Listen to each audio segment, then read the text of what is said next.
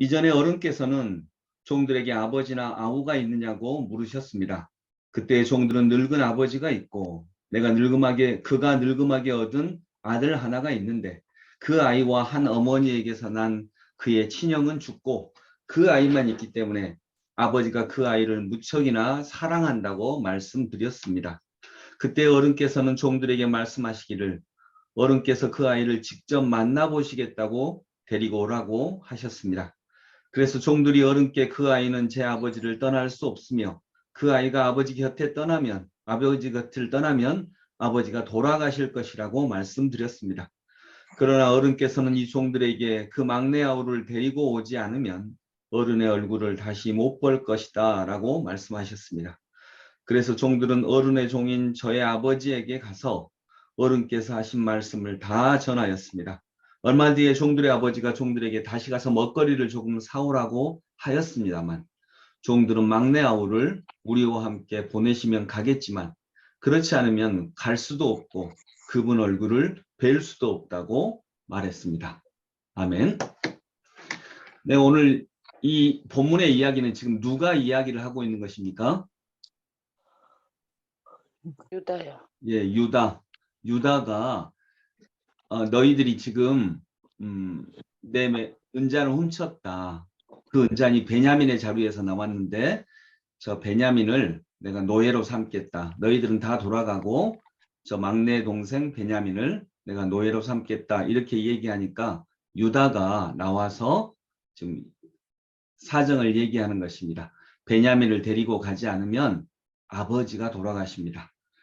베냐민과 아버지는 사랑으로 그렇게 연결되어 있습니다. 라고 하면서 오늘 본문에는 이제 나오지 않았지만 아버지가 늙음하게 얻은 아들, 이 아들의 그 베냐민인데 그의 형은 그 어머니가 이제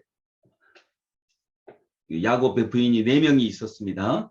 근데 그 라헬이 낳은 아들은 요셉과 베냐민 둘밖에 없었습니다. 근데 요셉은 죽고라고 지금 얘기하고 있고 요셉은 자기들이 노예로 팔았죠. 근데 요셉은 우리가 노예로 팔았고 이렇게 말할 수는 없잖아요. 지금 앞에 요셉이 있지만 요셉이 지금 어디에 있는지 모르니까 이 사람들은 요셉은 그 형은 죽고 베냐민 혼자 남았는데 베냐민을 데려가지 않으면 아버지가 돌아가십니다. 그리고 이제 내일 하는 이야기에서 그래서 제가 여기서 노예가 되겠습니다. 베냐민을 풀어주십시오. 이렇게 부탁하기 위해서 지금 사정을 설명하는 장면입니다. 여기서 20절에 그때 종들은 늙은 아버지가 있고 그가 늙음하게 얻은 아들 하나가 있는데 그 아이와 한 어머니에게서 난 그의 친형은 죽고 그래서 그의 친형은 누구죠? 요셉. 지금 이 이야기를 누구한테 하고 있습니까? 요셉에게 하고 예, 요셉 앞에서 요셉은 죽었습니다. 이렇게 이야기를 하고 있는 것입니다. 요셉은 예수님과 참 닮은 면이 있습니다. 누가복음 24장에도 보면 예수님이 엠마오로 가는 두 제자들과 함께 가는데 너희들 무슨 일로 이렇게 낙심하느냐라고 물으니까 그 제자들이 당신은 지금 예루살렘에서 된 일을 모릅니까? 그 예수라고 하는 사람이 십자가에서 죽었다라고 하는 이야기를 예수님 앞에서 하고 있습니다. 예수님 앞에서 예수라고 하는 사람이 예루살렘에서 십자가에서 죽었다. 당신 그 얘기 모르냐. 근데 그가 살아났다고도 얘기하는데 우리는 보지 못했고 믿지 못해서 돌아가고 있다. 이제 이렇게 예수님을 앞에 두고 예수님한테 예수님이 죽었다라고 얘기하고 있습니다. 오늘 요셉도 마찬가지입니다. 요셉 앞에서 요셉은 죽고 물론 이제 자기 내심으로는 죽었는지 어디 있는지 모르는 거죠. 형제들은. 근데 여러분 요셉은 죽고 예수님은 누가복음 24장에도 예수님은 죽었고 근데 지금 어떻게 돼 있어요? 살아 있습니다. 살아있는 그분 앞에서 그분은 죽었다라고 이렇게 여러분이 제 앞에서 딱 회의하면서 유상선 목사님은 죽었고 이렇게 내 앞에서 얘기하고 있는 거예요. 살아있는데. 요셉은 이 말을 들었을 때 어떤 마음이었을까요? 나보고 죽었다 그러네. 근데 죽은 게 아니라 정말 상상할 수도 없는 모습으로 바꿔져 있는 것입니다. 형들은 아마도 요셉이 어디 있는지 모르겠다. 요셉을 못 찾겠다. 어디 있는지 모르겠다. 이렇게 얘기하고 있는데 어디 있습니까? 지금 바로 앞. 내 앞에 있습니다. 내 앞에. 내 앞에 있는 사람이 어디 있는지 모르겠는 요셉입니다. 자, 여러분, 하나님이 어디 계시냐? 이렇게 묻는 사람들이 있습니다. 하나님이 어디 계셔? 하나님 없어. 안 보이고.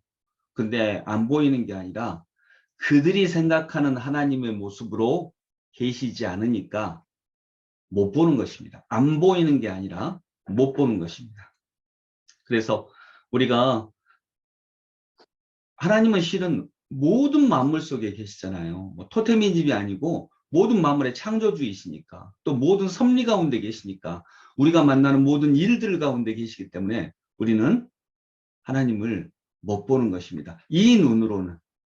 그런데 하나님이 언젠가는 모습을 드러내시고 우리가 또 하나님을 볼 수 있는 눈을 가질 수 있기를 원합니다. 여러분, 제가 몇 번 예를 들었는데 보물찾기, 아이들과 보물찾기 하면 애들 중에 꼭 몇 명이 와서 저한테 보물 어디냐고 이렇게 물어봐요. 애들은 이제 제가 목사니까 제가 다 숨겨놓고 제가 알 거라고 생각을 하고, 근데 저도 모르죠, 당연히. 근데 저보고 와서 보물 어디 있냐고 물어봐요. 근데 이제 이렇게 잘 보면 한두 개씩 저도 보이거든요. 어렵지 않게 숨겨놓으니까. 그러면 잘 찾아봐, 있어. 그러면 이렇게 보다가 없어요. 그래요. 없어요. 아이, 없어요. 근데 여러분, 없어요가 맞는 표현이라고요? 아니요. 네, 아닙니다. 전혀 없고. 아닙니다. 뭐라고 정확하게 표현하자면 없어요라고 말하면 안 되고 저는 못 찾겠어요. 이렇게 표현해야 됩니다. 왜냐하면 거기 있거든요. 진짜 있거든요. 내 눈에는 보이거든요. 그리고 어떤 사람들은 이미 찾아가지고 가지고 가거든요. 근데 없어요 라고 이렇게 얘기합니다. 어쩌면 아이들은 그럴 수 있는데 우리 어른들도 얼마나 많이 그럽니까? 사랑이 거기 있는데, 은혜가 거기 있는데, 하나님이 거기 계시는데 우리는 없다고 얘기합니다. 내 눈에 보이지 않는다고, 내 생각대로 존재하지 않으신다고.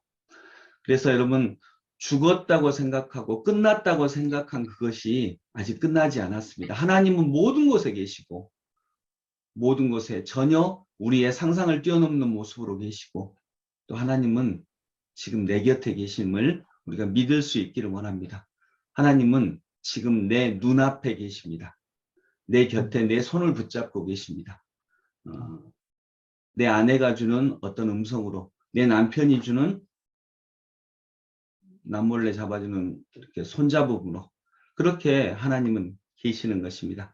그래서 그렇게 내 곁에 온통 은혜 가득 계시는 예수 그리스도를 오늘도 우리가 느끼면서 바라보면서 이렇게 하루를 살아갈 수 있기를 원합니다. 여러분, 그리고 또 요셉은 끝났어. 우리가 노예로 팔았으니까 요셉은 어디에 있는지 모르고 요셉은 지금 노예로 살든지 죽었든지 그랬을 거야.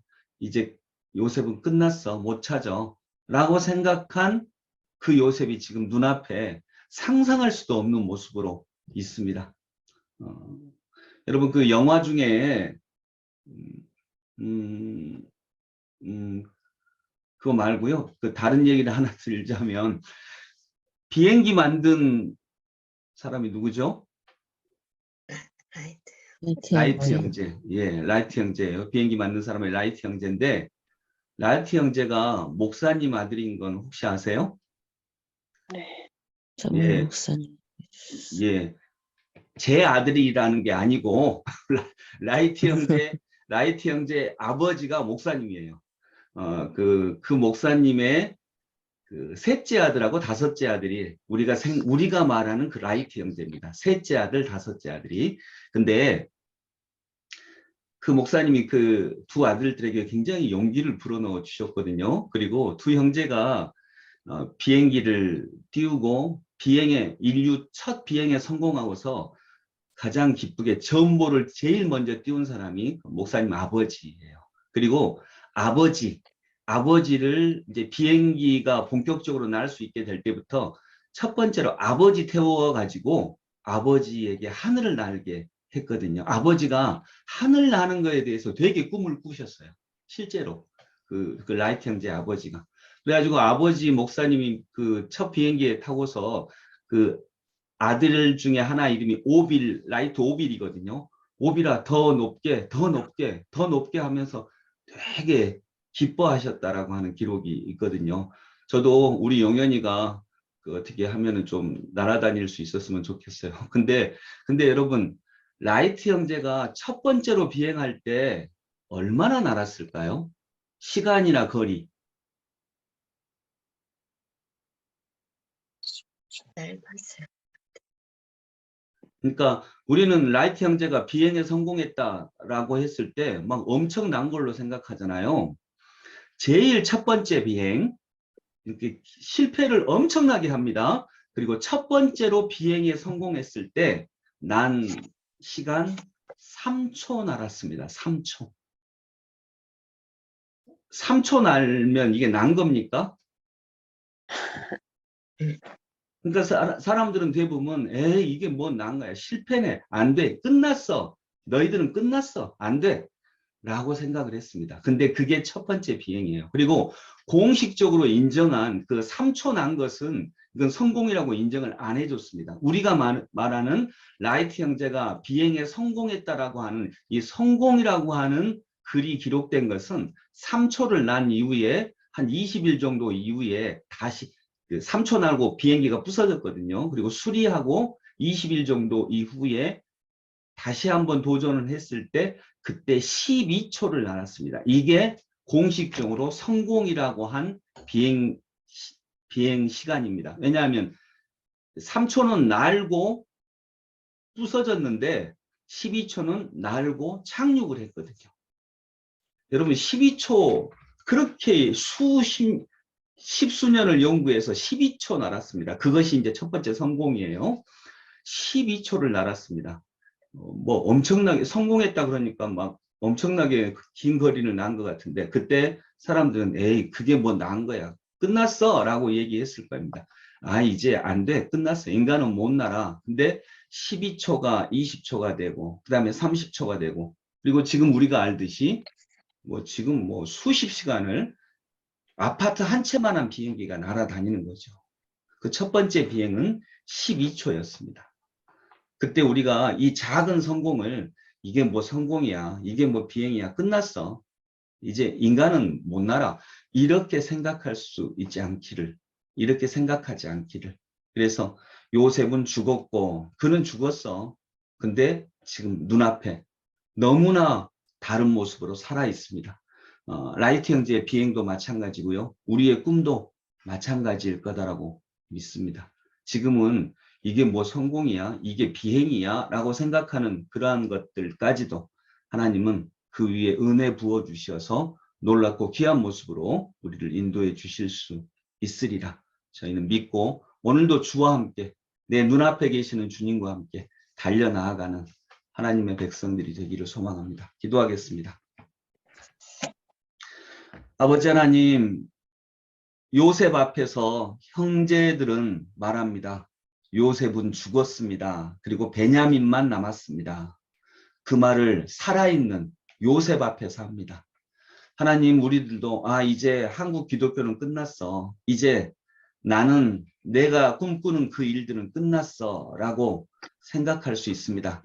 그러나 하나님께서 살아계십니다. 내 눈앞에 살아계십니다.